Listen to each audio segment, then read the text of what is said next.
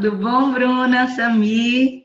E aí, Larinha? Larinha. Direto aí da Austrália, eu aqui em Lima. Que maravilha essa tecnologia, hein? Pois é, gente. Obrigada por vocês terem aceitado o convite desse bate-papo, Nossa, desse diálogo aqui. Nossa, Estou muito feliz que vocês tenham aceitado de coração esse convite. E queria que vocês contassem um pouquinho. A Bruna e o Samir são dois queridos amigos que agora estão morando na Austrália e há quase um ano eles decidiram viver um novo projeto, uma nova fase de vida. O nome do projeto deles é Yes Be Free. E eu queria que eles mesmos contassem o que é o projeto, do que se trata, por que eles decidiram iniciar esse novo projeto de vida e como que está sendo, enfim, contar um pouco do que se trata o Yes Be Free para os seguidores que estão assistindo a gente e ainda não conhecem. O Yes Be Free foi um grito de liberdade nosso, mas ele é um reflexo de uma experiência pessoal que nós vivemos. Nós estávamos insatisfeitos com várias coisas em nossas vidas e nós resolvemos nos libertar de todas elas. Então, quando a gente quis colocar o nome do projeto Yes Be Free, foi justamente uma tentativa de criar algo para mostrar para as pessoas uma experiência pessoal nossa de tudo aquilo que nós estávamos vivendo e nós não estávamos felizes. Então, isso... Nós estávamos infelizes, né? Com várias coisas para ficar mais claro para as pessoas, né? Nós não concordávamos, estávamos insatisfeitos com o modelo de trabalho que nós estávamos inseridos. Nós não estávamos felizes com a rotina muito automática, muito corrida, com algumas pessoas que nós estávamos nos relacionando pela superficialidade. E pela própria... Na verdade, a gente sentia que a gente estava num mundo de fantasia. Deixa eu tentar explicar mais ou menos isso. Onde várias pessoas representavam personagens, inclusive nós éramos personagens. Uhum. Só que nem essas pessoas gostavam do personagem que elas estavam representando e nem nós. Então, a gente se libertou desse personagem. Esse personagem foi criado, né? Foi criado pela minha família, foi criado pela família de Bruna, criado por nós, por expectativas que a gente viu, exemplos na sociedade, de, por exemplo, ser feliz era ser um grande executivo, então eu busquei isso, eu busquei grandes cargos. Bruna, para ela ser feliz, ela se imaginava indo frequentando um salão de beleza, tendo uma vida de mulher, onde você ia de carro para o trabalho, almoçava com as amigas e ia tomar um vinhozinho no fim de semana, e que era aquele modelo ideal da família perfeita do século XXI, que hoje as pessoas estão vendendo, que tem vários interesses, mas que as pessoas estão começando a ver. Eu acho que é isso que a gente conseguiu enxergar logo, para dar a volta, que depois que você chega lá, você olha para baixo e fala, poxa, mas não era isso que eu imaginava. Então tem muita gente que passa desse nível e chega até o fim da vida e olha para baixo e às vezes acha que foi um bom caminho, que valeu a pena. Mas tem gente que não espera chegar lá para não perder a vida. E que se dá conta de que, poxa, eu acho que até o momento, eu e Bruna, eu com 33, Bruna com 27, a gente não tinha sido a gente mesmo até aquele momento de vida. A gente tinha sido a gente mesmo, na verdade, em raros momentos da nossa vida. Então, vocês acham que vocês se libertaram de uma prisão? Vocês estavam se sentindo aprisionados? Foi uma união muito feliz. Por isso que o projeto leva a metade dos nossos rostos, por isso que nós somos os dois juntos no projeto, porque foi uma união muito feliz. Nós somos casados, nós somos um casal, e nós, no mesmo momento de vida, o que não é comum, porque cada indivíduo tem o seu tempo, mas a gente acabou convergindo isso nas nossas vidas. Então, ao passo que eu fui ficando insatisfeita com aquela rotina, com aquele modelo de vida, Samir também foi mostrando isso para mim. E aí a gente chegou no momento de, assim, extrema insatisfação e a gente começou a conversar. Chegou algo insustentável. Insustentável. Olha, se a gente continuar dessa forma, alguma coisa não vai dar certo. O casamento não vai dar certo, a saúde não vai. A relação com a família. o próprio trabalho. Então, precisamos conversar, precisamos dialogar e entender o que é isso que está acontecendo com a gente. Porque muitas vezes as pessoas culpam o emprego, culpam as pessoas que se relacionam, culpam os amigos, culpam o trânsito, culpam diversas coisas, mas, na verdade, isso é apenas uma forma de ela dizer inconscientemente que ela está insatisfeita com as suas escolhas. Exatamente. E que porque você é reflexo das suas escolhas. Só que aí ela começa a ver, poxa, mas será que foi eu mesmo que escolhi isso? Será que eu mesmo gostaria de me tornar? Eu era engenheiro, Bruna era administradora, e eu comecei a ver que eu não tinha escolhido a profissão por uma habilidade genuína, por um sonho. Na verdade, eu fui pesquisar lá atrás quais eram os meus sonhos de criança. Eu queria ser um atleta olímpico, eu adorava atividade física. Minha mãe tinha que me buscar no colégio 9 da noite, com o colégio fechado. Às vezes pedir para alguém pular o muro para me chamar, porque eu não queria sair da quadra de jogar vôlei, jogar futebol, jogar todos os esportes que eu sabia fazer. Mais tarde eu vi que eu não ia conseguir viver disso, porque eu tinha que abdicar de algumas coisas que eu não queria para ser um atleta de alto nível. Então eu quis ser professor, porque meu ídolo era meu professor de vôlei, e eu achava lindo ser professor, ter ali os alunos que eu via. Ele era uma pessoa magnífica para mim. E eu comecei a ver que meu pai era um pouco contra. Você não vai ter sucesso, você não vai ganhar dinheiro. No Brasil não dá para ser professor. E hoje eu começo a ver que ele estava errado, porque pela paixão que eu tinha, eu já falei com Bruna, a gente não tem sonho nenhum. O sonho tem a gente, porque é uma coisa tão forte que ele bate na porta às vezes, devagar, para te avisar naturalmente.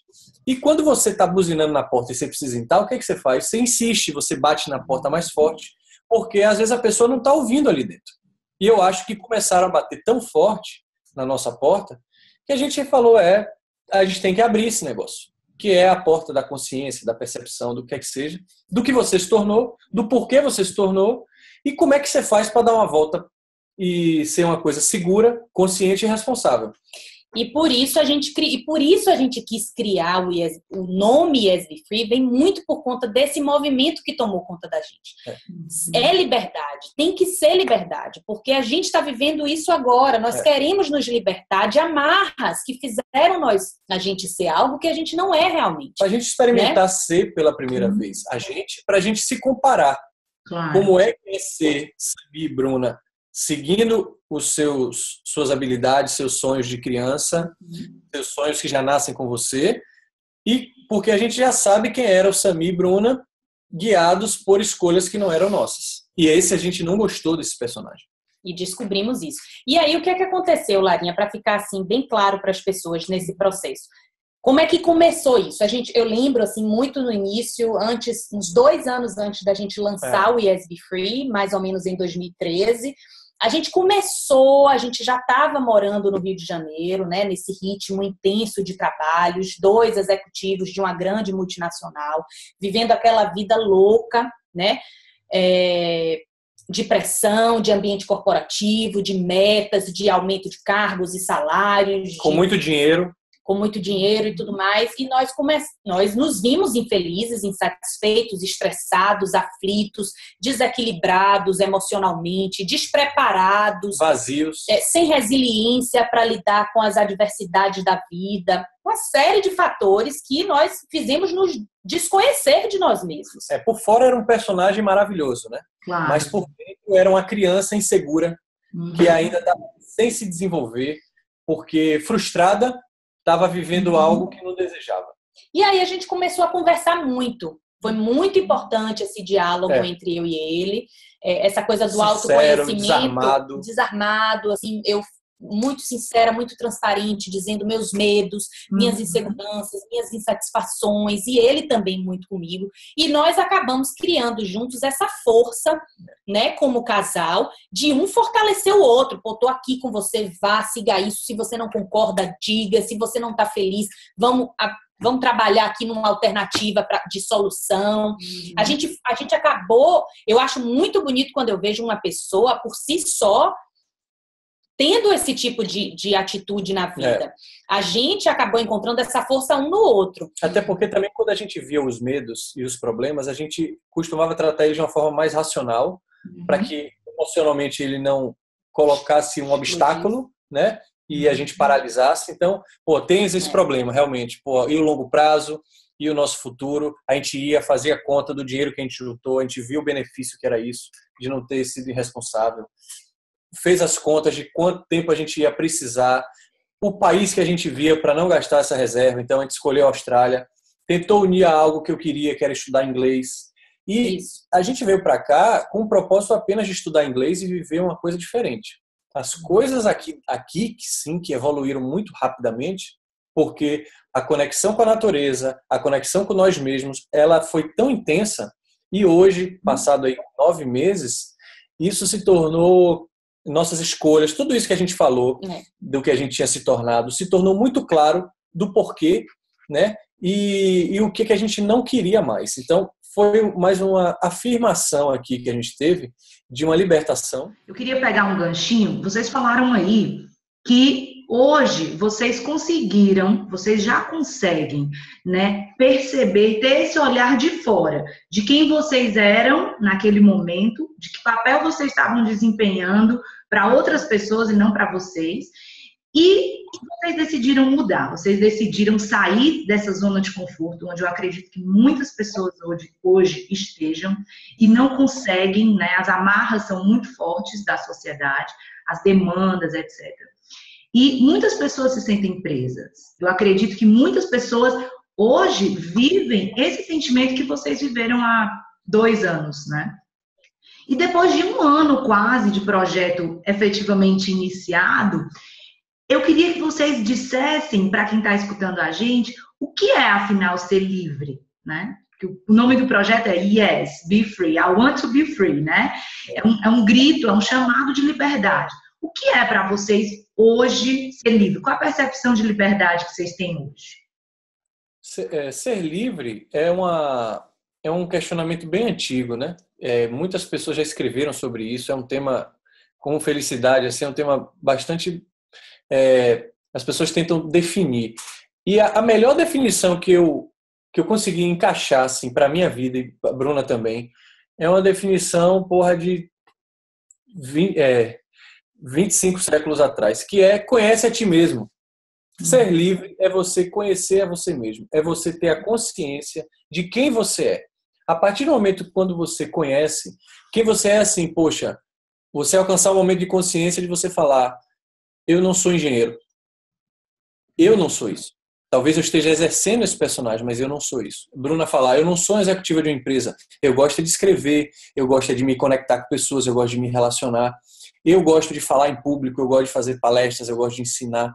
Então, quando você tem essa convicção de que você fez escolhas erradas e que você olha para dentro de si e você vê várias escolhas ali dentro muito claras, quando você vai ter qualquer atitude, Larinha, ser livre é você sim, poxa, eu vou botar uma roupa hoje, mas assim, eu tô botando essa roupa porque eu quero vestir essa roupa, ou eu tô botando essa roupa porque o lugar que eu vou tem uma etiqueta tal e que pede para eu colocar porque todo mundo vai estar vestido dessa maneira, e se eu fugir um pouco do padrão, eu vou ficar com vergonha porque vão me criticar. Ser livre é você fazer o que você quiser, independente da opinião de ninguém, independente da expectativa de ninguém. Eu acho que isso para mim é liberdade. E é o que a gente está alcançando hoje, né? Fora da cultura ajudou bastante, porque muitas vezes as pessoas viajam eu via que as pessoas viajavam para o exterior e o primeiro comentário era: gente, lá é maravilhoso, você se veste como quer, você sai de chinelo, ninguém te olha. Quer dizer, o que a pessoa está tentando dizer ali é que ela gostou muito de ser livre, pela primeira vez. Às vezes você vê um cara fazendo uma loucura, né? Eu estava comentando com o Bruna hoje, um caso que eu vi de uma pessoa lá na minha obra, que ela vendeu tudo que ele tinha para ir ver o jogo do Corinthians no Japão. Todas as economias, se endividou, e ela fez aquilo lá, o Corinthians foi campeão, ele foi muito feliz. E aí hoje eu olho aquele cara, que eu olhava como louco e irresponsável, eu olho para ele e falo assim: mas meu Deus, talvez, pela primeira vez na vida, ele foi ele mesmo. Sem se importar com o que as pessoas iam achar das economias dele. Porque independente das suas escolhas, Lara, que você vai fazer, seja sensatas ou não, você vai sempre estar sozinho para seguir elas. Então, eu, particularmente, Larinha, desculpe lhe interromper, eu acho que é importante a gente colocar na prática, mais uma vez, esse questionamento, essa reflexão sobre, né, liberdade. Quando eu olho, por exemplo, a minha vida, Uhum. E eu vejo alguns momentos chaves de que eu me recordo, tá? Que foi mais recente. Que eu me recordo que eu fui livre, realmente. Eu me senti mais livre, por exemplo, quando eu saí da casa de meus pais. Quando eu decidi que eu queria seguir uma vida com Samir e foi assim, eu disse para eles que eu ia sair de casa, eu não tinha noivado de Samir ainda, mas eu falei assim, olha, eu encontrei o homem que eu amo, ele é o homem de minha vida, eu quero seguir minha vida com ele e nós vamos nos mudar para o interior do Rio de Janeiro. E mais uma para vocês receberem aí de peito aberto. Eu não estou feliz no meu trabalho. Então, foi uma conversa muito esclarecedora que eu tive com meus pais. Eu imagino que tenha sido muito difícil para eles encararem, porque foi um acumulado de informações que eles receberam. Mas, naquele momento, eu me senti livre. Eu me libertei de várias coisas, entendeu? Porque, por mais que eu tenho uma relação maravilhosa com meu pai e minha mãe, com minha família toda, sou muito conectada a eles, sou muito próxima, mas a cultura da família é uma cultura muito forte. Claro. Eles querem seu bem e acham que seu bem é uma coisa, né? E você, sem perceber, você acaba... Não é culpa deles, é culpa sua, mas você acaba moldando alguns determinados comportamentos seus por conta da família, de certa forma, né? Mas seu pai e sua família, eles se sentiram muito seguros, porque eles viram que na sua atitude você estava sendo você. Em nenhum momento na sua decisão, você mostrou que estava aventurando. Por incrível que pareça. Eles olharam sendo influenciada por outras pessoas, né? Imagine que foi muito difícil eu falar isso para um pai militar, extremamente conservador, uma filha dizer que está saindo de casa para ir morar com um homem que ela nem é noiva, conheceu recentemente, e que ela está saindo do trabalho, estou me demitindo, não estou feliz e vou tentar uma nova vida. Então, aquele momento ali para mim foi muito importante, foi o meu primeiro o meu primeiro grande grito. Eu já devo ter tido, não me recordo assim muito claramente, mas esse foi o meu primeiro grande grito de liberdade, assim. E depois daí eu passei alguns outros momentos importantes assim que eu me vi muito livre. Por quê? Porque eu da mesma forma que você me falou, eu acredito a liberdade no autoconhecimento, sabe? Eu acredito a liberdade no autoconhecimento. Foram momentos em que eu me dei a oportunidade de me conhecer eu mesma, sem as interferências externas que insistem em nos moldar.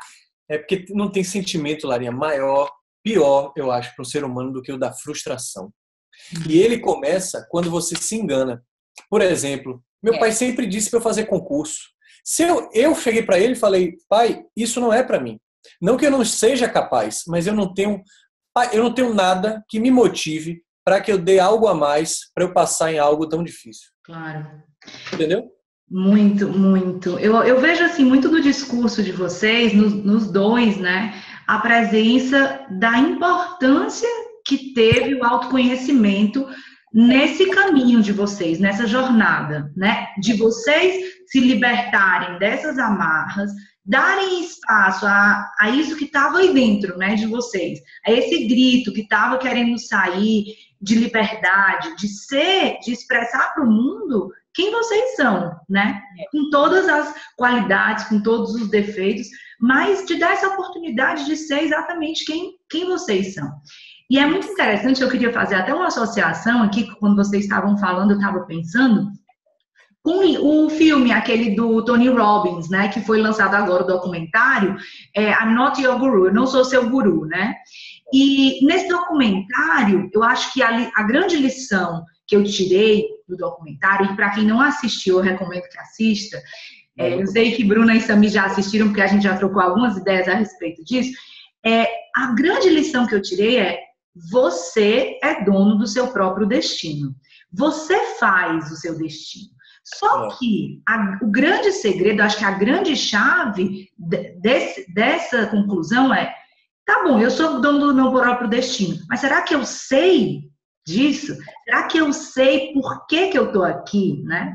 Qual é meu propósito? Eu acho que às vezes as pessoas ficam um pouco perdidas assim e se deixam levar, como vocês falaram, que muitos de nós, durante muito tempo de nossas vidas, acabamos nos deixando levar, né, por essa corrente E não somos donos dos nossos próprios destinos. Não tomamos as nossas próprias vidas. Isso que é a coisa mais valiosa que Deus nos deu, nas nossas mãos, e decidimos a direção. Então, quando vocês decidiram, eu vejo que vocês associam muito essa questão do autoconhecimento com vocês terem tomado a decisão de tomar a vida de vocês na mão e guiar o destino de vocês. E aí, eu percebo também que vocês se reconectam com a essência, com quem vocês verdadeiramente são, né? Eu queria que vocês falassem um pouquinho para quem está ouvindo a gente, e para quem, assim, ainda está nessa caminhada de se encontrar com sua própria essência, ser dono do seu destino. O que vocês diriam, baseado nas experiências de vocês, que vocês têm vivido nos últimos anos?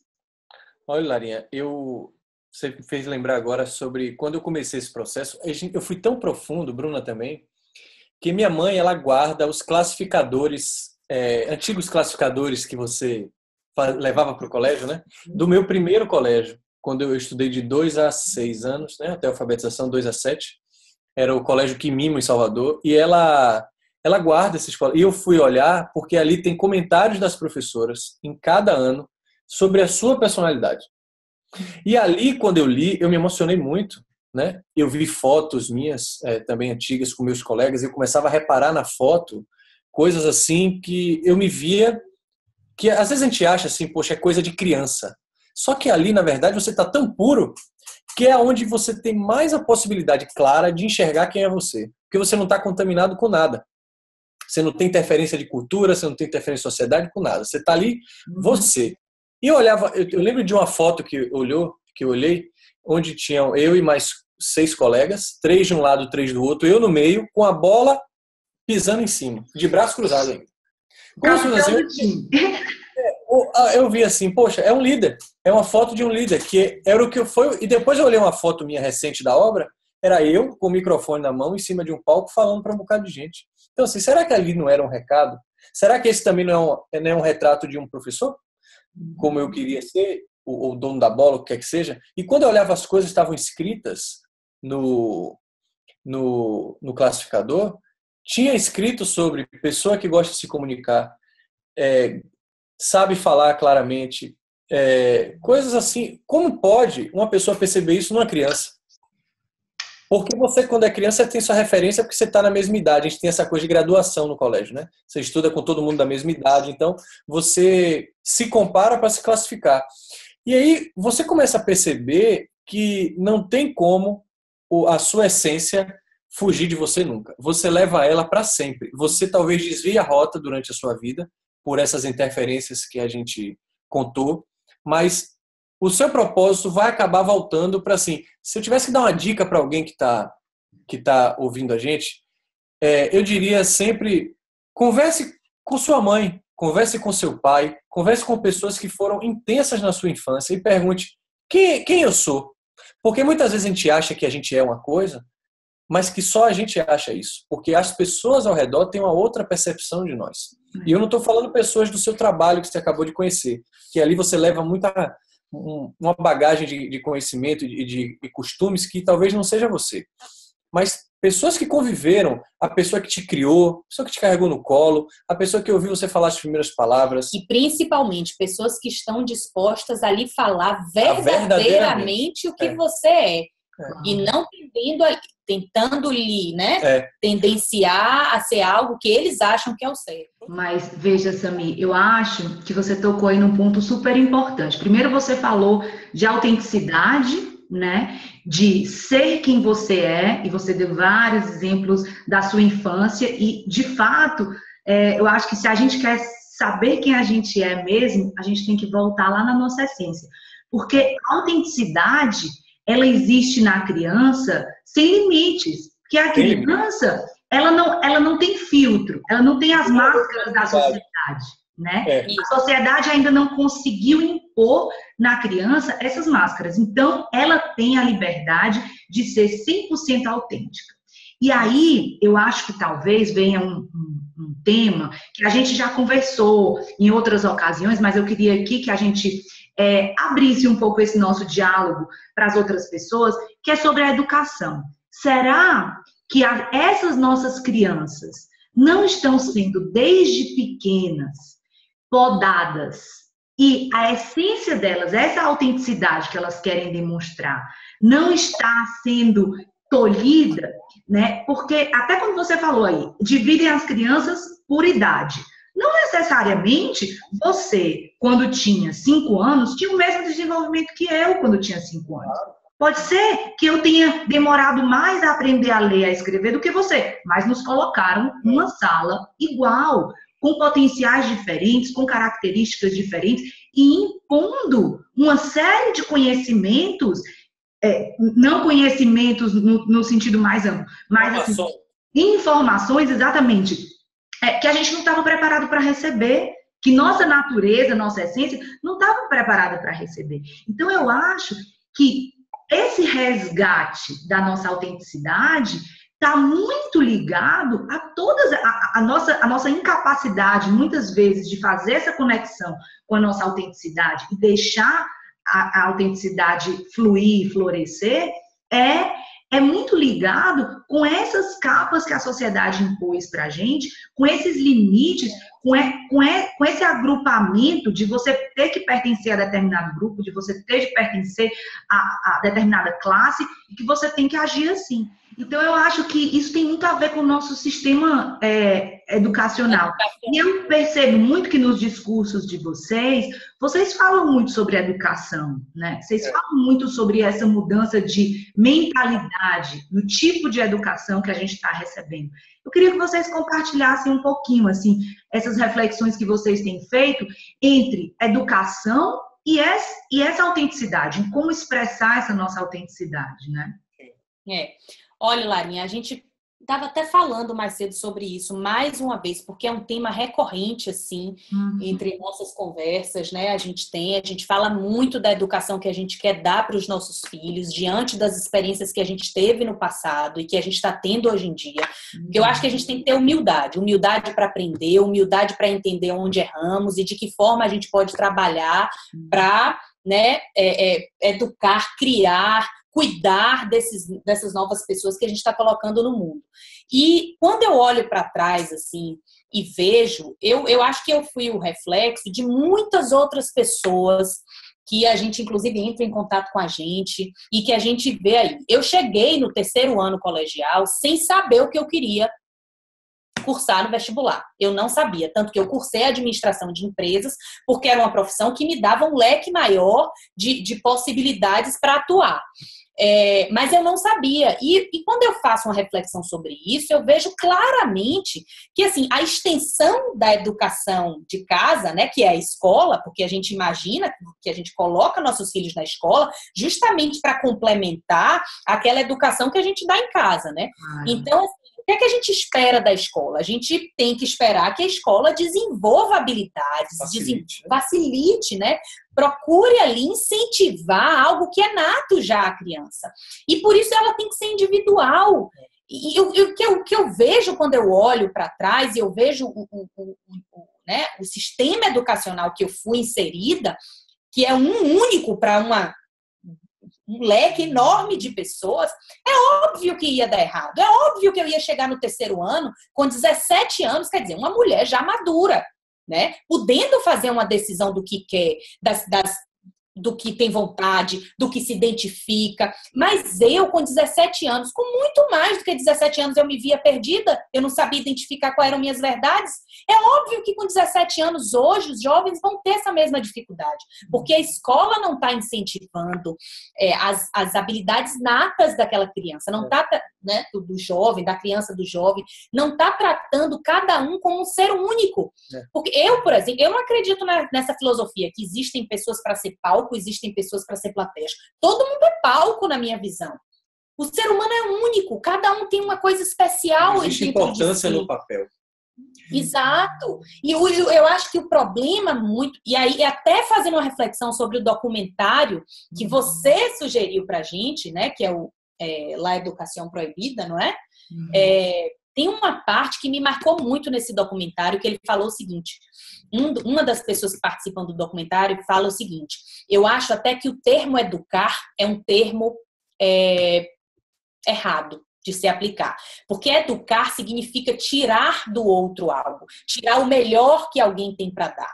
Eu acho que o que a gente deve cultivar é muito mais o termo cuidar. Porque quando você cuida, você passa a ser empático. E quando você é empático, você se coloca na situação do outro e você busca entender a perspectiva do outro. O que ele precisa? O que é que de natural tem aquela criança, né? Que habilidades já são claras de se enxergar naquela criança, que precisam ser desenvolvidas. Quais são as fortalezas, entendeu? E não uma coisa padrão, uma grade currículo, uma grade, né? Escolar padrão, matérias padrões, as mesmas para todo mundo, e que poucos vão se identificar aquilo ali. Eu acho que é como se fosse assim, os pais colocam os filhos no colégio com docentes e falam assim, observem o que ele tem de melhor e me digam, me instruam como podemos nós dois ajudarmos, seja financeiramente ou como guias, conselheiros, para que isso que você observou chegue ao ápice, se potencialize. A gente não pode hoje ir para uma escola onde você tem filosofia, artes, música e educação como física matérias secundárias, como matérias de segundo escalão. Você já está dizendo à pessoa que aquilo ali não é importante. Exato. Né? Então você tira dali, porque para mim, para o meu trabalho, eu gostaria que todo mundo trocasse todas as aulas de química para ter uma aula de ética na aula de filosofia. Eu acho que traria muito mais resultado, para mim, inclusive, para ter um pouco mais de noção de coletividade, para ter um pouco menos de noção de competição e mais de coletividade. E a gente ensina, eu olhar para meus colegas, eu era louco por Olimpíadas, Jogos Olímpicos. Só que a Olimpíada que me botava a participar era a Olimpíada de Matemática, onde eu tinha que olhar para o lado, meus coleguinhas que eu estava jogando bola, de repente viravam adversários. Quer dizer, isso não existe, entendeu? Na época do vestibular, eu não podia dizer qual era a matéria, o que eu ia escolher para o vestibular, porque o outro colega poderia ir, né? E ia virar concorrente. Até tem, né? Tem a gincana, tem as Olimpíadas, no colégio que eu estudei mesmo, mas tinha gincana, né? Mas não é o objetivo final. O objetivo final é o quê? É o vestibular. Eles olham como distração, né? No fundo, o exame final é o vestibular. Exato. No fundo, a gente cresce sendo ensinado a competir e não a colaborar, né? Isso. E é muito incrível essa lógica. E para quem ainda não assistiu também, esse é um outro documentário, para que não fique um pouco confuso para quem está assistindo a gente. Esse documentário, sobre o qual a Bruna falou, se chama La Educación Proibida. Eu acho que em português o título é A Educação Proibida mesmo. Para quem está no Netflix do Brasil. É um documentário argentino, gravado em 2013, se eu não me engano. É um documentário muito longo, que fala sobre modelos de educação alternativa. E é muito interessante porque ele pega educadores de várias correntes para dar seus depoimentos, pega pais, enfim, é muito interessante para quem não assistiu, vale a pena assistir. Mas voltando aqui para o tema da competição, né, desse estímulo à competição e tudo, eu vejo que é uma lógica inversa à nossa natureza, que a nossa natureza é de colaborar, né? No fundo, a gente se sente muito mais feliz e muito mais realizado quando a gente está colaborando, que a gente está vendo que o outro está ganhando, está crescendo também, do que quando a gente está competindo, né? E eu vejo muito isso, assim, aí nas experiências que vocês estão vivendo, especialmente nessas experiências novas de economia colaborativa, que vocês dão para o outro os seus melhores dons, né? Vocês conseguem transformar essas habilidades de vocês em um serviço e vocês conseguem trocar isso com as pessoas por outro serviço, por outro produto que elas têm para oferecer, sem necessariamente envolver o dinheiro no meio, né? E é uma coisa fantástica. Algumas pessoas estão falando que já é o fim do capitalismo, a terceira revolução industrial, enfim. Eu queria que vocês contassem para quem está ouvindo aqui a gente, que parece um pouco distante de muitas pessoas essa ideia, né, de economia colaborativa. Pela experiência que vocês estão tendo aí na Austrália, como tem sido esse processo de viver essa nova experiência de uma economia diferente?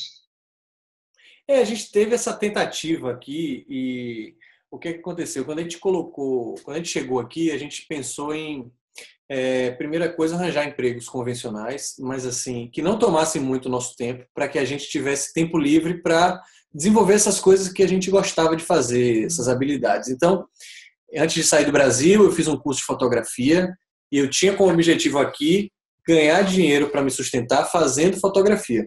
E Bruna fez um curso de edição de vídeo, de fotografia, que ela também, a gente queria trabalhar junto nisso. E Bruna foi uma pessoa que trabalhou muito na área de marketing, né? E ela queria implementar as ideias que ela tinha no trabalho, que muitas vezes não eram aceitas, né? Por conta de ter outras exigências, padrões e essas influências de mercado. E ela queria botar para fora o que ela acreditava. Então, a gente acabou se unindo e foi uma união muito bacana. A gente começou a fazer trabalhos que nos agradou bastante. E como nós somos muito exigentes, a gente falou, poxa, se está agradando a gente, é capaz que agrade outra pessoa também. E é capaz que alguém esteja precisando disso. Então, a gente tem um Instagram que a gente gostava muito de postar fotos realmente que fossem fotos de qualidade, fotos bem pensadas, que transmitissem uma mensagem.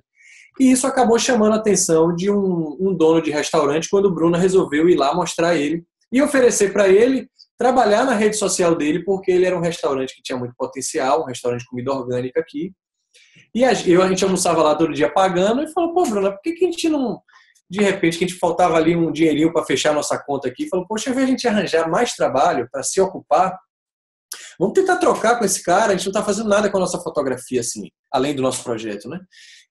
Vamos tentar oferecer para ele, mostrar para ele, fazer um teste. Se ele gostar, a gente troca por comida. E mais importante do que isso, a gente teve uma conversa aqui de que, ou seja, o que é que a gente realmente está precisando atualmente? É dinheiro? É a gente realmente desenvolver um serviço para ganhar dinheiro em troca? Talvez não seja dinheiro. Será que se a gente não fizesse uma parceria com um restaurante, não seria muito melhor para a gente que a gente fosse receber, né, comida de graça todo dia? Ou seja, além da gente economizar, que né, automaticamente significa dinheiro, a gente ia ganhar tempo também. Né? A partir do momento que você não tem tempo para cozinhar, que você não gasta tempo para lavar prato, você está ganhando duas coisas.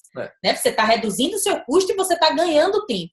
E a gente estava no nosso foco, que era ganho de tempo. O nosso foco, a gente inclusive escreveu sobre isso, fez um vídeo sobre isso, que era a importância de você ter tempo livre, que traz medo também para a gente. Porém, quando você está consciente, é um aliado muito forte que vem para o nosso lado. E a gente acabou conseguindo, ele aceitou fazer esse trabalho.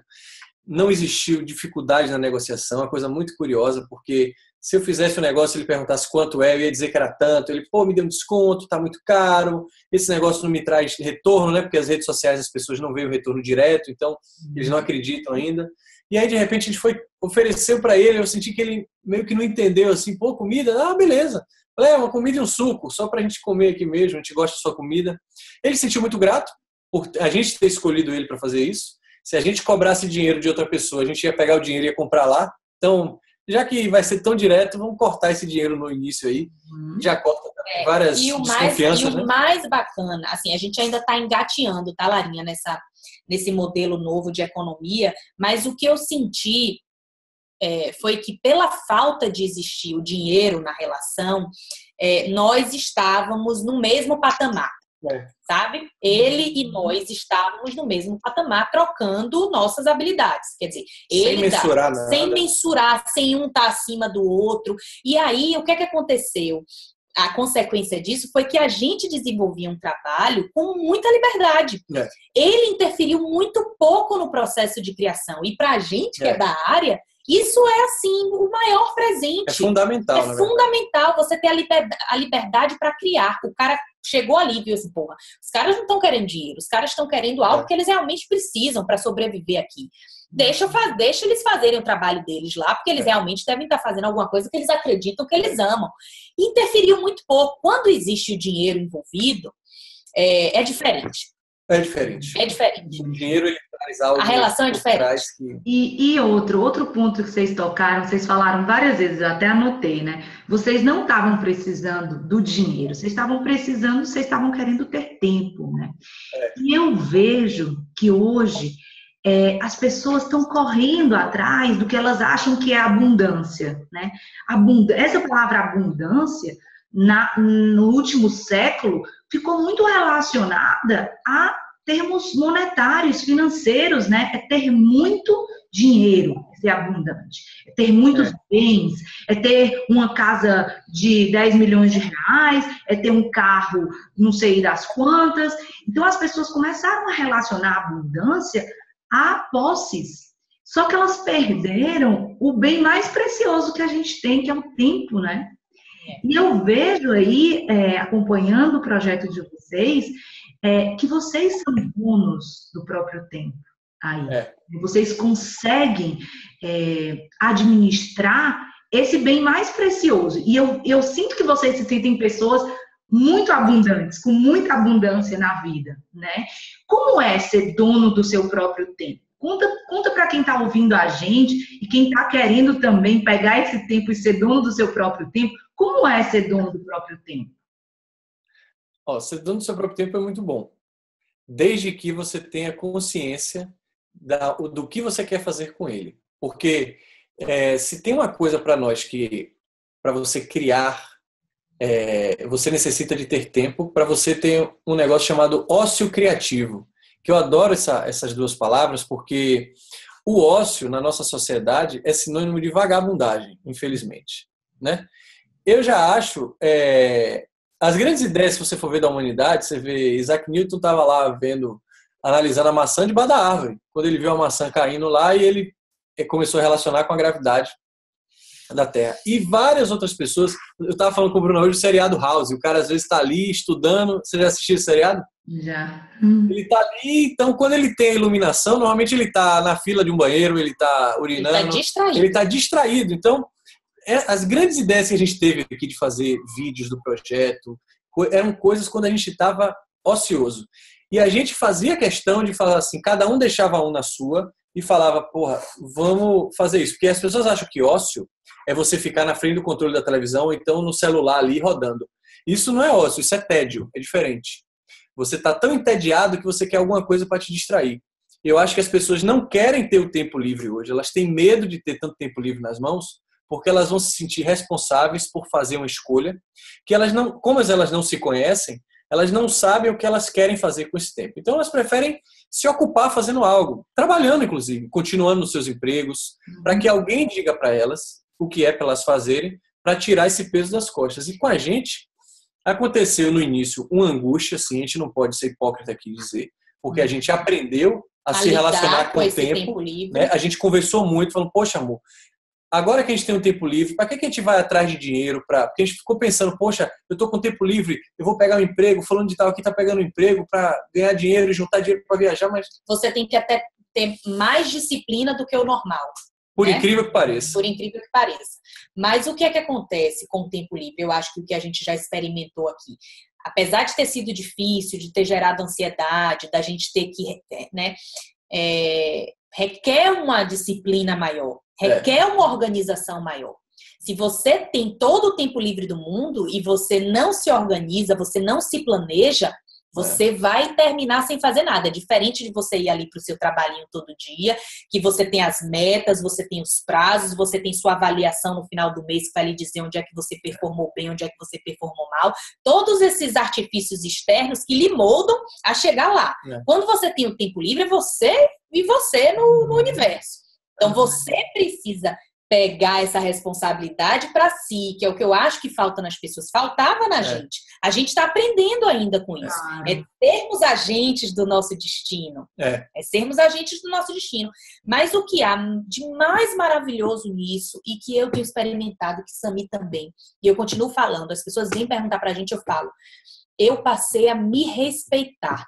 Eu passei a respeitar o meu corpo, eu passei a respeitar o meu estado de espírito. Apesar de eu ter todas as minhas prioridades que eu tenho no dia, eu posso escolher se o meu dia vai começar fazendo X ou começar fazendo Y, dependendo, que a gente é dinâmico, nós somos humanos. Tem dia que você acorda indisposto para alguma atividade. É óbvio. Porque o nosso objetivo... Você aprende a ouvir seu próprio corpo, né? Isso.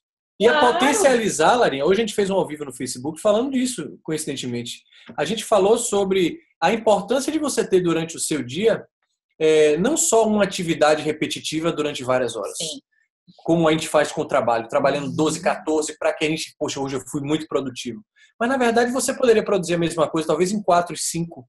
Porque quando é comprovado cientificamente, quando você alia no seu dia uma atividade física e logo na sequência uma atividade psíquica e repetitiva do trabalho, e depois, ainda no fim do dia, você consegue ter um relacionamento afetivo, uma atividade afetiva, você meio que completou um ciclo onde você consegue potencializar todos esses 3 encontros com você mesmo.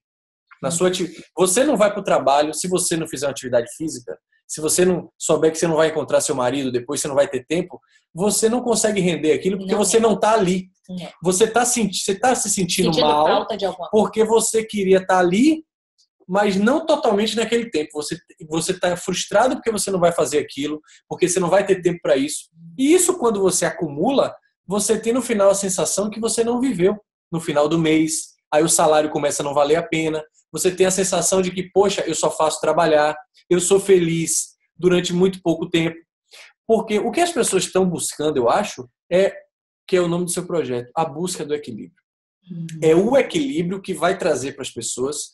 Só que hoje a força do trabalho e a cultura do trabalho no Brasil é tão forte que qualquer coisa que você não esteja fazendo hoje, que não seja trabalhando ou produzindo, é sinônimo de vagabundagem, é sinônimo de pessoa preguiçosa. Tem um livro acho que ele é genro de Karl Marx, chamado Paul Lafargue, que é O Direito à Preguiça.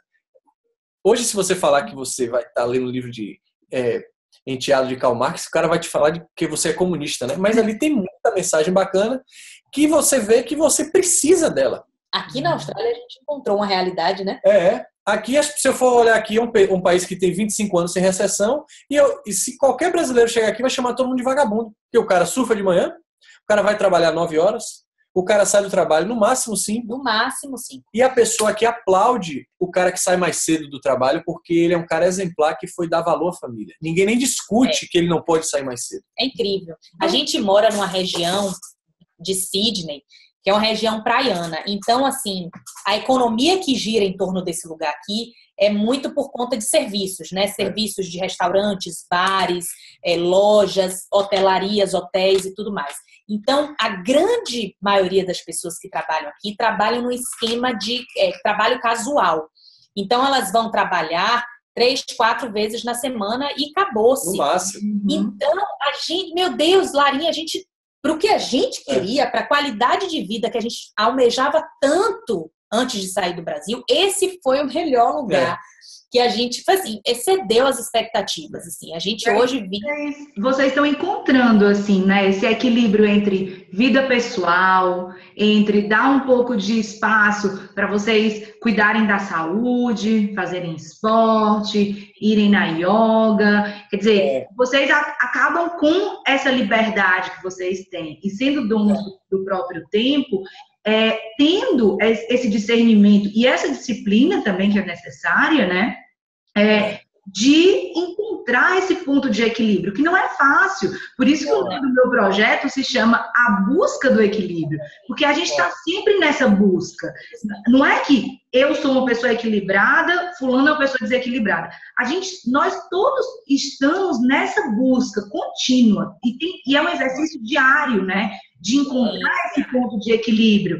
O que é que eu devo fazer para não prejudicar tanto a minha vida profissional, nem minha vida pessoal e nem o meu cuidado comigo mesmo, né? E eu vejo que vocês têm hoje muito mais tempo de encontrar esse equilíbrio. E tem mais tempo, por exemplo, de estar em contato com a natureza, que é algo que, né, nos proporciona muito mais equilíbrio. Porque a natureza, ela é tão sábia, tão perfeita, que ela mesma tem seus próprios equilíbrios. E quando algum fenômeno vai lá para desequilibrá-la, ela dá uma resposta. Então, eu acho que esse contato que vocês estão tendo com a natureza deve ser algo fantástico, né? Para essa busca de vocês também. Contem um pouquinho como é ter esse privilégio, né? De ter tempo e liberdade por escolha de estar um pouco mais próximo da natureza. É um privilégio. Fala aí. Quer falar? Eu estava até conversando com o Samir outro dia sobre essa coisa da natureza, porque a gente viveu os últimos anos muito distante da natureza. Mas eu vivi uma infância muito próxima da natureza. Então, viver hoje a vida que a gente, né, está vivendo foi uma reconexão, né, que estava perdida durante um determinado momento. E é uma coisa, assim, você me perguntou, mas o que é que você sente? É uma coisa até inexplicável. Mas quando eu estou em contato muito próximo com a natureza, primeiro eu me acalmo, né? A natureza, ela me acalma, ela me faz ficar mais centrada, ela me faz entender que a vida é uma coisa muito maior do que a gente costuma entender que a vida é. E eu me respeito mais, sabe? A natureza, ela me faz entender que a gente tem que ser né, verdadeiramente quem nós somos.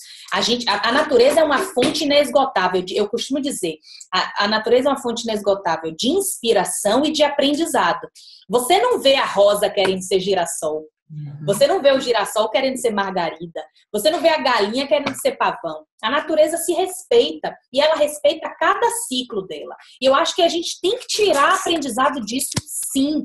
Por isso que antigamente, né, nesses anos que eu passei muito desconectada com a natureza, não fazia sentido para mim presenciar o pôr do sol, não fazia sentido para mim fazer uma caminhada pelo verde. Essas coisas não estavam me dizendo, apesar de falar, vamos lá com os amigos, vamos lá com o Samita, mas não significavam para mim o quão significa hoje. Hoje, quando eu paro, e olha que eu assisto o Amanhecer do Sol todos os dias que eu vou trabalhar. É maravilhoso. Eu começo a trabalhar muito cedo lá no hotel e eu assisto o amanhecer. É na frente do hotel? Todas as vezes, que é na frente do hotel. E hoje tem um significado para mim muito forte. Diferente de antes, né? Que aquilo ali passava para mim de forma, assim, automática. Eu não tirava nada daquilo ali. E hoje, quando eu presencio o amanhecer, né, é uma conexão que existe inexplicável, porque eu passei é como se eu tivesse havido uma evolução minha, de entender o que é aquele fenômeno ali. De né? você E assim, como parte do todo, né, Bruna? Você é só uma pequena, mínima molécula de poeira, né? Dentro do universo, de algo que é muito maior que a gente. Grandioso. Você falou um negócio engraçado, que ela é muito sábia, que ela te dá ensinamentos ali. Eu estava conversando com ela justamente sobre esses ensinamentos, né? Eu gosto de ficar pesquisando exaurindo isso, falar por que ela é assim e será que ela não está dando algum recado? Então, você falou de economia colaborativa e de partilha, você vê que a natureza, ela é partilha o tempo todo. Você não vê um animal caçando um leão, ele vai caçar ali 10 gazelas para comer, mas ele vai comer uma e guardar 9. Ele não faz isso, porque para ele é suficiente aquilo lá. Você vê uma árvore, você vê ela com a mesma força e beleza da árvore do lado, das outras todas as árvores, porque ela pega os nutrientes suficientes para ela. Então, assim, será que ela não está dando um recado para a gente que o segredo é partilhar para todo mundo ficar bonito na foto? Para todo mundo ficar sustentável e bem? Será que ela não está dando um recado dizendo assim, ô idiotas, não precisa você ser superior ao outro, porque essa riqueza toda aí só vai te tornar um cara mais rico do cemitério, não vai te tornar melhor que ninguém. Você é humano igual às pessoas, né? E aí você pode ver as brigas de racismo, gênero, religião, brigas de pessoas, gênero, né? Pessoas que estão querendo, na verdade, se sentir superiores e diferentes, quando, na verdade, são todos humanos, né?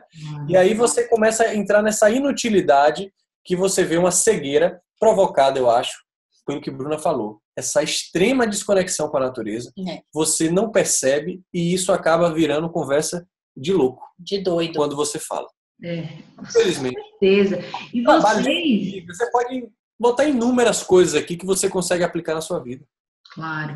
E já que vocês falaram de partilha, eu vejo que, assim, no projeto de vocês, que eu acompanho muito de perto, vocês estão sempre querendo partilhar, né? Partilhar as experiências, partilhar os conhecimentos, partilhar as inquietações de vocês, as dúvidas que vocês têm, os medos. Vocês estão sempre partilhando com quem está acompanhando vocês no projeto e vocês acabam crescendo com essa partilha. Então, eu vejo muito, assim, o propósito do projeto de vocês vocês partilham, para com essa partilha vocês conseguirem crescer, e a partir do momento que vocês crescem, né, como seres humanos, eu digo crescer como seres humanos, no sentido de se desenvolver, evoluir, vocês conseguem partilhar mais e melhor, né? Então, esse fluxo da partilha, ele começa a girar mais rápido entre o dar e o receber. Vocês mudaram a percepção de vocês com o projeto acerca do propósito de vida de vocês?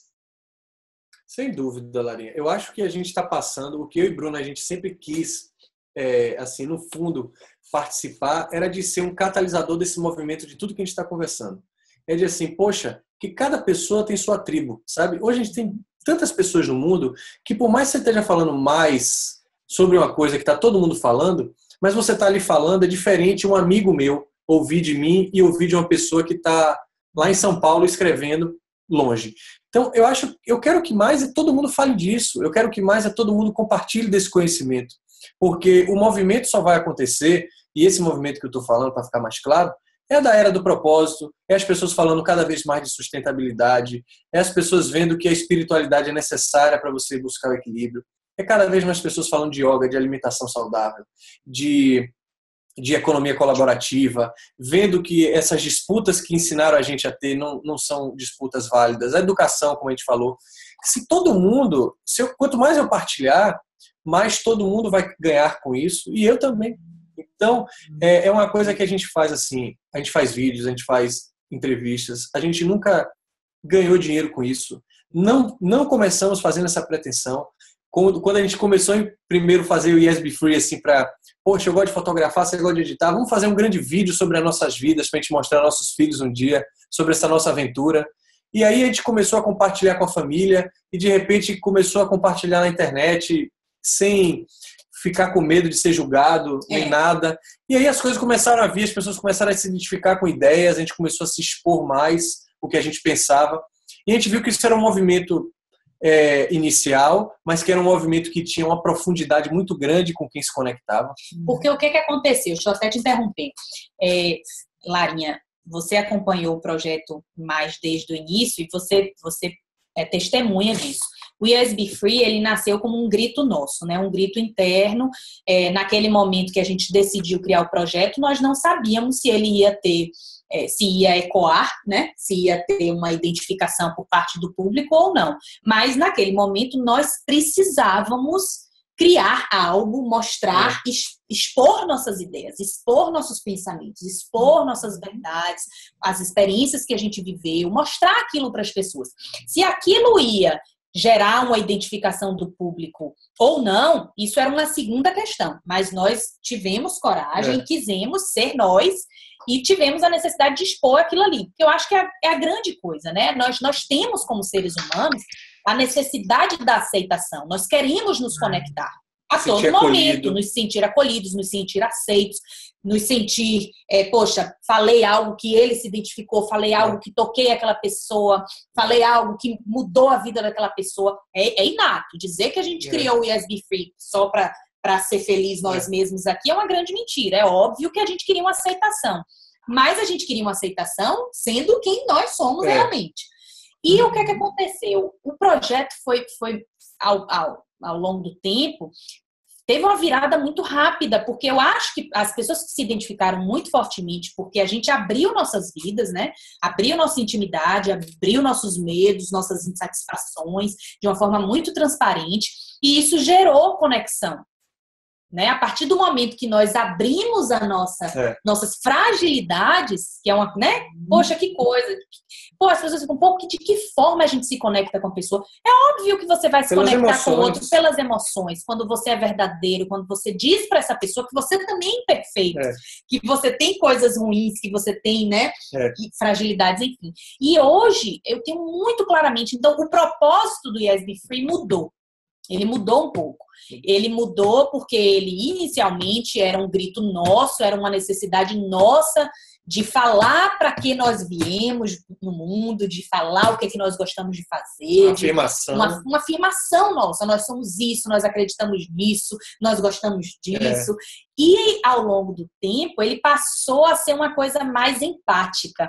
Assim, hoje, a gente continua, né, nessa coisa do autoconhecimento, de falar o que a gente acredita, mas a gente está recebendo essa retribuição, esse retorno do público, que é muito poderoso. Eu lhe digo aqui 2 momentos que foram muito marcantes para a gente.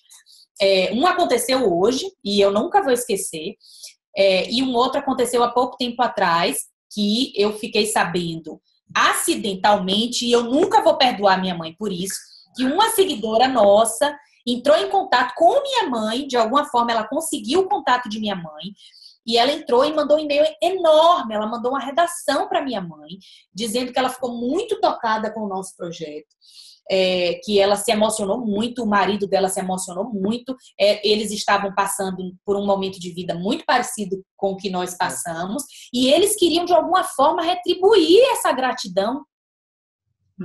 Veja que coisa poderosa. Isso é vida, isso é inspiração, isso traz sentido. Eles quiseram fazer uma surpresa. E eles queriam fazer uma surpresa, gravar um vídeo com amigos nossos, com familiares, para retribuir essa gratidão. E mostrar aqui pra gente quando eles chegassem na Austrália, porque eles estão vindo em agosto. E minha mãe fez o favor de responder a ela me copiando, porque minha mãe não leu o e-mail até o final. E eu fiquei chateada com ela. Falei assim, quando você se propor a fazer alguma coisa, você faça por inteiro. Olha como eu estou evoluída, dizendo isso à minha mãe. E a segunda coisa foi hoje, que uma outra seguidora do projeto, que é muito fã de Samir, ela fala assim, Bruna, não fique com ciúme, mas a voz de seu marido, as reflexões de seu marido ficam na minha cabeça e eu não consigo. Minha mãe também é fã. E aí, gente, olha que coisa, Larinha, pra você ver. A gente saiu para almoçar hoje aqui em Manille, ela mora aqui, ela é pernambucana, o nome dela é Lígia, ela é pernambucana, e eu conheci ela eventualmente há pouco tempo atrás, falei com ela do projeto e tudo mais, ela passou a seguir a gente no Snapchat principalmente. Isso a me reflete muito, faz muitas reflexões e tudo mais. Menina, quando a gente estava caminhando hoje para ir pro restaurante, a gente bateu de frente com ela. Quando ela olhou pra gente, ela falou assim, eu não acredito que eu encontrei vocês. Eu tava aqui mentalizando, eu tenho que encontrar eles, porque eu comprei um livro para vocês. Para presentear. Para presentear vocês. E ela falou da história do livro, muito bonita. Ela tinha acabado de sair da loja de livro, encontrou a gente 20 metros andando. Mas quer dizer, isso é impagável. Isso é impagável. Isso, assim, não tem dinheiro que pague o retorno que conexões, né, que vocês fazem com as pessoas. Eu acho que o grande propósito do projeto hoje é ajudar as pessoas a alcançar a sua consciência. É fazer reflexões, é trazer mensagens, seja num post, numa foto. Em tudo que a gente vai postar na rede social, a gente pensa muito para ver, estamos deixando uma mensagem para as pessoas, estamos fazendo ela pensar um pouco diferente do que está aí, porque as pessoas estão míopes hoje. Então, quando a gente faz isso e toca as pessoas, a gente fala, poxa, esse é o projeto. Se isso se tornar um dia uma escola, um instituto... Ou algo que a gente até se sustente através dele... Que ótimo. Maravilhoso. Mas o caminho, naturalmente, eu acho, quanto mais identificação tiver, vai acabar se tornando o grande propósito do projeto, que é a busca do autoconhecimento, a busca do propósito, a busca de uma vida mais equilibrada, que parece muito com o projeto de vocês. Claro, claro. Ai, gente, que linda. Olha, eu anotei aqui, a gente já está chegando no final, e eu fiz algumas anotações, porque eu acho que essa conversa foi muito rica. E eu anotei alguns pontos chaves dessa nossa conversa que eu queria deixar como palavras para vocês fazerem uma reflexão final para o nosso público. Eu acho que o Samir já começou a fechar muito bem quando ele disse que o nosso objetivo é trazer consciência, né? Através do autoconhecimento, fomentar esse autoconhecimento nas pessoas e trazer consciência. E é muito bacana porque vocês se conectam com pessoas que estão nesse mesmo caminho de vocês. ou que estão querendo buscar esse caminho. Então, as pessoas vão se conectando naturalmente, como aconteceu com a gente, né? A gente nunca se conheceu fisicamente, mas os nossos propósitos e essa nossa caminhada fez que a gente se encontrasse. E eu acho que isso deve acontecer muitas vezes com vocês. E isso é muito bonito. Vocês deram 2 lindos exemplos agora de pessoas que se encontraram e se conectaram com vocês, porque estão também nesse caminho de busca. Eu anotei para vocês fazerem uma reflexão final para quem está assistindo a gente, algumas palavras que eu acho que são chaves dessa nossa conversa. Autenticidade, falaram muito de autenticidade, de ter um espaço de autenticidade, de cooperação e colaboração, de ser dono do próprio tempo, de não ter medo de sonhar. Ou seja, Samir, eu anotei uma frase que você disse que eu acho que vai virar citação, tá? A gente não tem sonho, o sonho tem a gente. Eu anotei. Essa fica para as pessoas também refletirem. E ser livre é se conhecer, saber quem você verdadeiramente é. Depois vocês falaram muito de partilha, né? De ser um catalisador de um movimento maior, de expor as verdades através das experiências, do equilíbrio, de reconexão e de liberdade para criar, do ócio criativo. Por último, já agora no final, vocês falaram de se respeitar, de ter uma necessidade de se respeitar, de ao mesmo tempo ter disciplina para usar o tempo da melhor forma e de se abrir às fragilidades, para ser quem você verdadeiramente é. Ou seja, permitir-se ser frágil, abrir esse espaço de fragilidade, de vulnerabilidade, para ser quem você verdadeiramente é. Então, eu acho que foi o resumo, assim, em algumas poucas palavras, dessa conversa muito linda que a gente teve. E eu queria que vocês fizessem uma reflexão final para quem está assistindo a gente, de tudo isso que a gente conversou aqui. A primeira palavra que você falou foi autenticidade. E eu acho que ela é uma palavra fundamental. Porque ela é forte, sabe por quê, Larinha? Eu acho que hoje as redes sociais, inclusive, elas dão esse recado pra gente, como a natureza também dá alguns, né? A rede social hoje, eu sinto que as pessoas depositam a felicidade delas na aprovação de alguém. Você está entendendo o que eu estou querendo dizer? Vamos supor que você poste uma foto e ninguém curta, ninguém comente. Você vai se sentir triste. Por mais que você seja você mesmo naquela postagem, você tem essa necessidade de depositar no outro a aprovação da sua felicidade, tá entendendo? E eu acho que isso é uma falta de autenticidade muito grande, porque desde o início, Bruna tem autenticidade muito mais forte até do que eu aprendi muito com ela isso. Bruna, os depoimentos que você pega de pessoas que conheceram Bruna criança e agora são os mesmos. Bruna é a mesma pessoa. Doa quem doer, gosta quem gostar. Quem te quiser a sorte de conhecer, conheça. Quem não tiver, azar, vai perder. Então, a pessoa precisa ser muito autêntica para botar para fora suas fragilidades, seus medos. De uma coisa pequena, de uma roupa, de um brinco, de um cabelo, de qualquer coisa, você precisa estar feliz com você mesmo para que você se sinta livre para buscar todas essas palavras que vêm a reboque aí. Você precisa ser autêntico para você ser dono do seu tempo. Você precisa ser autêntico para você ser ocioso sem medo de julgamento externo. Você precisa ser autêntico para trabalhar e ganhar dinheiro da forma com a quantidade que você quer e dizer para o mundo, eu não acho que eu preciso mais do que isso, sem que as pessoas te achem hippie ou paz e amor ou uma pessoa que não tem ambição. Ambição está muito relacionada a sucesso hoje. Ambição está muito relacionada a ter coisas. E a nossa ambição é de ser alguém, é de ser a gente. Hoje, quando a gente olha... Ela estava tomando banho agora, eu conversando com ela. Quando ela está tomando banho, você fica conversando muito. E eu falando, poxa, amor, olhe para isso. Hoje eu cheguei em casa e você me chamou para refletir.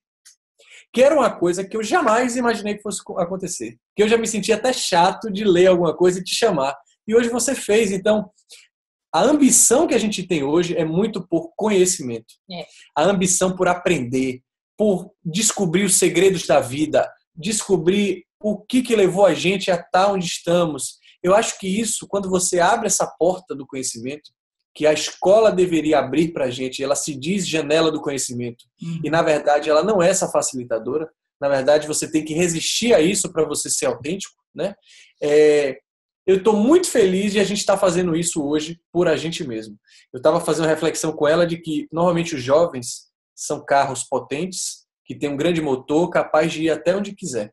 Mas tem um motorista, normalmente, desgovernado, imaturo, que não tem responsabilidade para dirigir aquele carro. E essa maturidade, essa responsabilidade, você só adquire na velhice, na idade adulta. E, às vezes, tarde demais, o carro já está em frangalhos e você não consegue ter aquela mesma energia para fazer uma mudança na sua vida. E quando você acha esse equilíbrio, que é a sua palavra, a nossa, de você amadurecer ao mesmo tempo que seu carro ainda está potente, forte, sonhador, eu acho que é o momento hoje que a gente está conseguindo manter a nossa saúde, cuidando da nossa espiritualidade, da nossa alimentação, da nossa cabeça, de conhecer nosso corpo e respeitar isso, e ao mesmo tempo um amadurecimento que acabou vindo. Então, eu vejo hoje, eu e Bruna, assim, com muito orgulho, de pessoas que é muito fácil você chegar à idade adulta e chegar para o seu filho, isso aí que você está fazendo não está certo não, eu aprendi aqui, então faça. Mas a partir do momento que você não deu exemplo, é muito difícil você convencer. Então, todas as gerações acabam fazendo isso. Os pais hoje dizem que mude aí, porque eu não tenho mais força para isso. Então, se você alcança isso cedo, poxa, está na sua mão mudar agora. Entendeu? Está na sua mão. E eu não estou falando de eu mudar o mundo, eu não estou falando de eu mudar o país, eu estou falando de eu mudar, às vezes, a minha família, a minha casa, o meu irmão que está precisando de uma palavra, o seu irmão. Então, aquela pessoa ali, se ele se contagiar, se você tocar o coração dele, ele vai tocar o coração de uma pessoa que confia nele. E aí você faz a cadeia. Você não pode pular muitas etapas, achar que você vai ter uma legião onde vai todo mundo bater amém para o que você fala e que você vai resolver o problema do mundo daqui até a sua morte física. Gandhi já diria, né? Seja você a mudança que você deseja ver no mundo. Perguntaram para ele, né, quando ele estava perto de morrer, qual é o grande lição, o grande exemplo que você daria para as pessoas? Que mensagem você deixaria? Ele falou, a minha mensagem é a minha vida. Você não precisa dizer nada, você não precisa fazer nada. E você precisa ter autenticidade, porque Aristóteles falava, você não quer ser criticado? Não fale nada, não seja nada, não diga nada. Você precisa dar cara para bater, você precisa ser verdadeiro com você mesmo, porque tem muita gente que está doido para ouvir alguém para se identificar, que está doido para te abraçar porque ele se sente mais forte. Falando, poxa, eu confio no que vocês fizeram. Eu confio. E quando ele vê várias pessoas fazendo, o ser humano ele gosta da maioria. Como Bruna falou, ele gosta de se sentir acolhido. Então, as pessoas hoje estão em algumas vidas porque está todo mundo fazendo. Mas está todo mundo fazendo coisas erradas. Se ele começar a ver que aquilo faz sentido para ele e que ele tem coragem de ver que o outro deu exemplo, conseguiu um sucesso, seja financeiro, seja de alegria, seja do casamento, seja qualquer que for o sucesso, eu acho que a gente pode fazer uma corrente muito forte de mudança, principalmente através da internet. Eu queria dizer o seguinte, Larinha, em complemento ao que o Sami falou, até puxando o gancho do que ele falou, de dar a cara para bater. Porque eu acho que a autenticidade é uma palavra realmente muito forte, é uma palavra que a gente usa muito, que a gente gosta, e a autenticidade, ela vem do autoconhecimento. E as pessoas, às vezes, acham que o autoconhecimento ele vai surgir assim do além, né? Vai nascer em você do dia para a noite. E aconteceu com a gente acredita que isso aconteça com a maioria das pessoas que conseguem encontrar seus caminhos, até porque a gente lê sobre isso, vê vários casos, que é preciso testar, é preciso se testar em diferentes circunstâncias, é preciso querer conhecer o novo. Foi assim com a gente não sabia, né, o que a gente queria, até o momento que Sami olhou para o guarda-roupa, viu a câmera dele, a máquina fotográfica lá, empoeirada, sem fazer nada, e falou assim, poxa, eu sempre gostei de fotografar, eu quero me dar a chance de ir fotografar para ver se é isso que eu quero fazer da minha vida e tudo mais. E eu, já embalada no marketing, sempre trabalhei com marketing, sempre fui encantada pela área da comunicação, falei assim, poxa, eu quero mexer com a emoção das pessoas. o que é mais forte em mim é a conexão com as pessoas. Eu gosto de me conectar às pessoas. E eu acredito que a conexão verdadeira só se dá pela emoção. De que forma, meu Deus, eu posso me conectar com essas pessoas pela emoção?